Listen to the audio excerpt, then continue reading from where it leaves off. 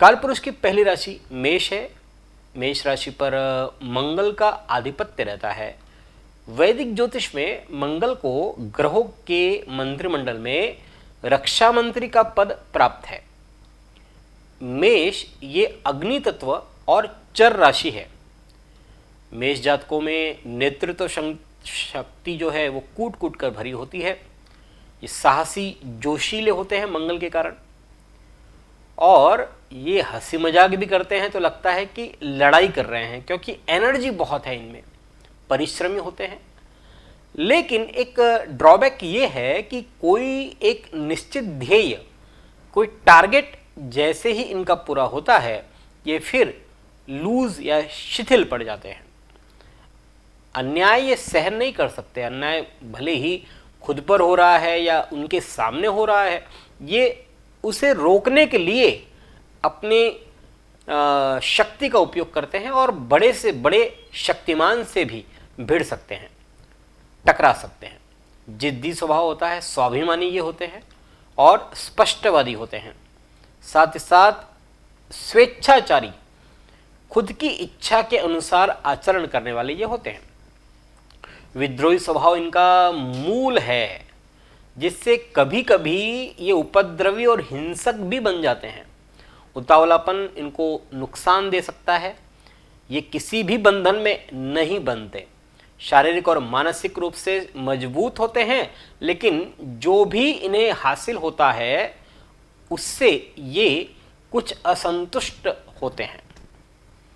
ये थी इनकी विशेषताएं। मेष जातकों के लिए गुरु वर्ष के प्रारंभ से लेकर के 5 अप्रैल तक और फिर उसके बाद 14 सितंबर से 20 नवंबर तक मकर राशि में दशम भाव पर मेष जातकों के लिए रहेंगे।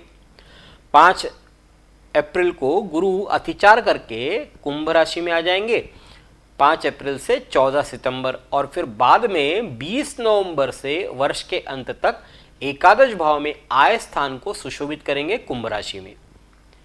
शनि की बात करते हैं तो पूरे वर्ष शनि मकर राशि में ही दशम भाव पर रहेगा। राहु पूरे वर्ष वृषभ राशि में धन भाव पर, और केतु वृश्चिक में यानी कि अष्टम स्थान पर मेष जातकों के लिए भ्रमण करेगा। तो ये थी गोचरीय स्थिति। अब जानते हैं फलादेश। ये जो वर्ष है मेष जातकों के लिए वर्ष के प्रारंभ से लेकर के 4 अप्रैल तक गुरु और शनि की कृपा दृष्टि से दशम भाव पर जो शनि और गुरु की युति हो रही है, आय में वृद्धि हो रही है, धन लाभ होगा, आमदनी में बढ़ोतरी, और संभावना है कि एक से अधिक आय के साधन मिले। कई महत्वाकांक्षाएं जो है उसकी पूर्ति हो सकती है इस अंतराल में। भाग्य भी पूरा साथ दे रहा है, क्योंकि भाग्येश जो है गुरु वो दशम में है, तो इसलिए भाग्य का भी साथ मिलेगा। कई बाहर के जो स्तोत्र हैं वहां से भी धन लाभ हो सकता है। अपने ज्ञान का सदुपयोग करके कार्य क्षेत्र में सफलता हासिल कर सकते हैं, कामयाब हो सकते हैं। लेकिन गुरु शनि का जो कॉम्बिनेशन है दशम में, वो पिता से कुछ विवाद करवा सकता है। और अच्छी बात यह है कि ये जो स्थिति है ये जनवरी तक अधिक रहेगी, उसके बाद वाद विवाद कम होंगे। लेकिन फिर भी माता पिता का स्वास्थ्य जो है वो उसका ध्यान देने की जरूरत है, क्योंकि चतुर्थ स्थान पर भी दृष्टि पड़ रही है। 5 अप्रैल तक कार्य की अधिकता रह सकती है, कार्यस्थल पर व्यस्तता रहेगी, जिस कारण से मानसिक थकान और शारीरिक कष्ट रहेगा। लेकिन फिर भी आय चलती रहेगी, तो ये जो परेशानी है ये भी हंसते हंसते स्वीकार व्यक्ति करता है। 5 अप्रैल के बाद गुरु और ज़्यादा बढ़िया परिणाम देंगे, क्योंकि एकादश भाव में आ जाएंगे। पारिवारिक सुख की परिस्थिति बढ़िया रहेगी, परिवार के प्रति लगाव बढ़ रहा है, कार्यक्षेत्र पर आपकी सोच समझने की क्षमता लाभ दे सकती है, और जिसका प्रयोग करके आप अच्छे परिणामों को प्राप्त कर सकते हैं। प्रॉपर्टी, जमीन आदि का व्यवसाय करने वाले व्यापारियों के लिए भी समय जो है वो शुभ रहेगा। माता के लिए कुछ समस्या रह सकती है और लाभ हो सकता है माता को। हालांकि राहु धन भाव में और केतु अष्टम में, ये जो है पूरे वर्ष अपनी ओर से अवरोध डालने का, बाधाएं डालने का प्रयत्न करेंगे, लेकिन फिर भी अगर 4 ग्रहों में पलड़ा देखते हैं तो गुरु का अधिक भारी रहेगा।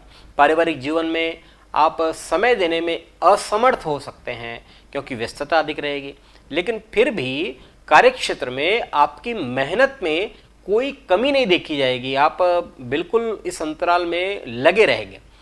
गुरु वक्री गति से लौटते हुए फिर कुंभ से वापस मकर में आ जाएंगे, ये 14 सितंबर से 20 नवंबर तक दशम में आ जाएंगे। फिर कार्यक्षेत्र में कुछ समस्याएं रह सकती है क्योंकि मौजूदा वहाँ पर शनिदेव जो है वो आपकी बुद्धि को भ्रमित कर सकता है। आपके अपने काम पर अधिक फोकस करने की जरूरत इस अंतराल में रहेगी। हालांकि पारिवारिक जीवन में सुख की प्राप्ति हो रही है, लेकिन शनि गुरु की युति ये जो है ये अप एंड डाउन, उतार चढ़ाव देते रहेंगे।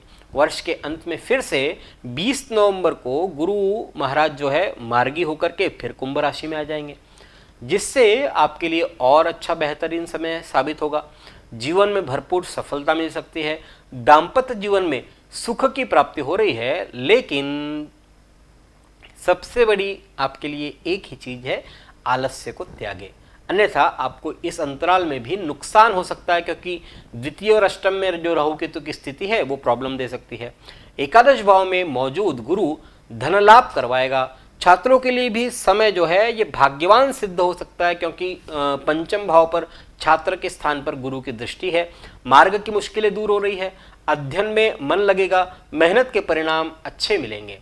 गुरु पूरे वर्ष द्वितीय भाव में रहते हुए पारिवारिक सुख में कमी करने का प्रयास करेगा, इसलिए वाणी पर संयम रखने की जरूरत है क्योंकि ये वाणी स्थान है और परिवार के सदस्यों के बीच कोई बात गर्मा गर्मी रह सकती है।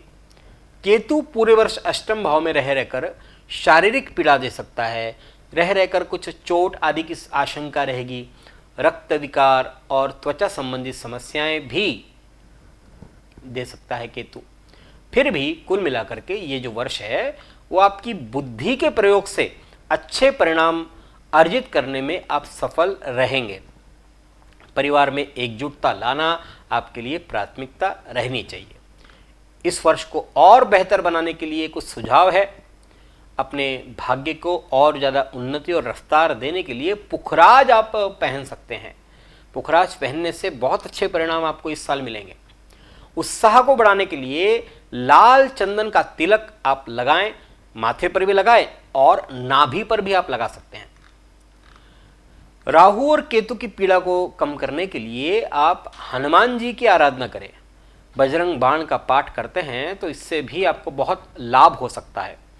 किसी भी प्रकार का कर्ज या लोन इस अंतराल में न ले क्योंकि उसे चुकाना बहुत मुश्किल होगा। अगर लिया हुआ है तो सबसे पहली प्रायोरिटी आपकी ये होनी चाहिए कि ये चुकाएं। गुड़ के चावल बनाएं और जो अपाहिज है या जो दिव्यांग है, जरूरतमंद है, उनको आप बांट सकते हैं। नरसिंह कवच का पाठ ये भी आपके आत्मबल को बढ़ाने का काम करेगा।